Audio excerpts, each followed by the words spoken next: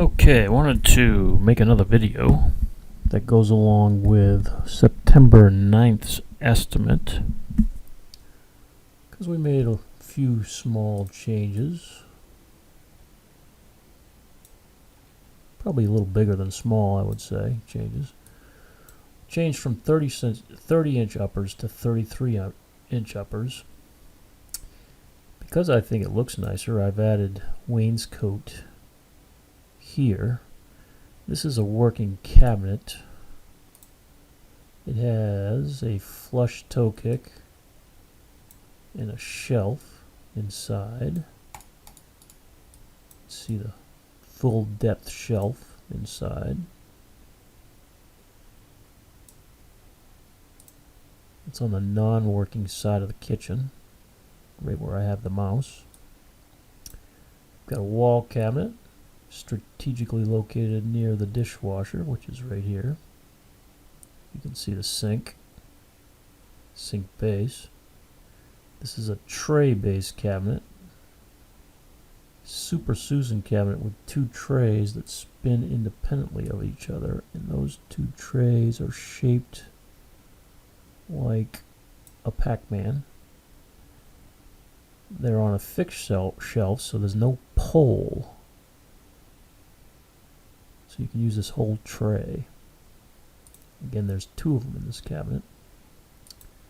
We swing the design around.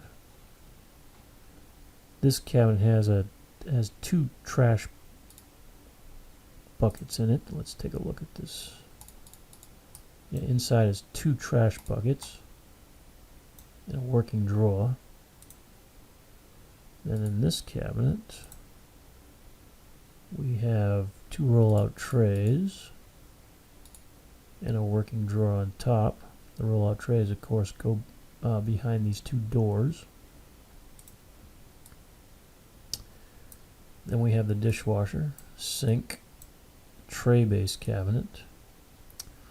One thing to note, let's hit this button. So your cabinets are going to be some shade of white. We haven't narrowed that down, but the bottoms of the cabinets are going to look like this. They're going to have that wood grain look. And some people, when they're sitting at the table, will see that. They don't like the looks of that because they'd rather see white. If you want, there's a couple ways of fixing that. I can finish the interior of the cabinet. That gets us halfway there. But a lot of folks will put a valance, what they call a light valance, which I haven't included yet in your estimate. But given the size of this kitchen, depending on the molding, the light valance molding, if you just want something fairly simple, then probably around $500. Maybe not that much, because we're talking just this cabinet. We're talking doing a valance here, here, turn the corner, and around here. So less than 500, probably between $300 and $500. But that is certainly an option. We have a wall cabinet. We have a square corner cabinet here. And the wall cabinet. Microwave goes over the stove. Landing area to the right of the stove with a base cabinet and a drawer. We've removed the closet. And we've put a tall cabinet with a flush toe kick. Inside this cabinet will have adjustable shelves, but you can remove these shelves and put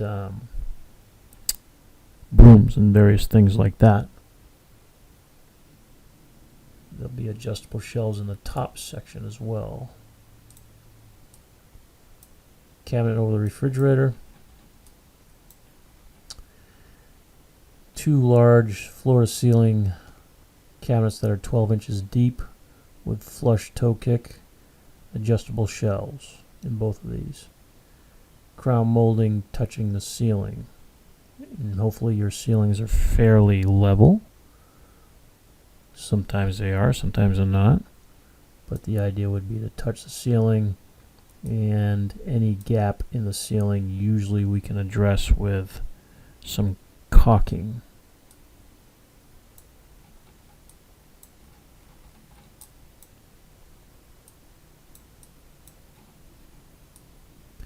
An alternative to this wainscot panel that you see here is just a flat panel without any door design.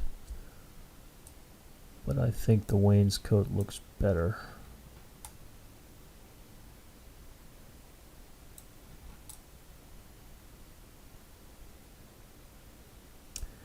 That gives you a fairly good understanding of the kitchen layout.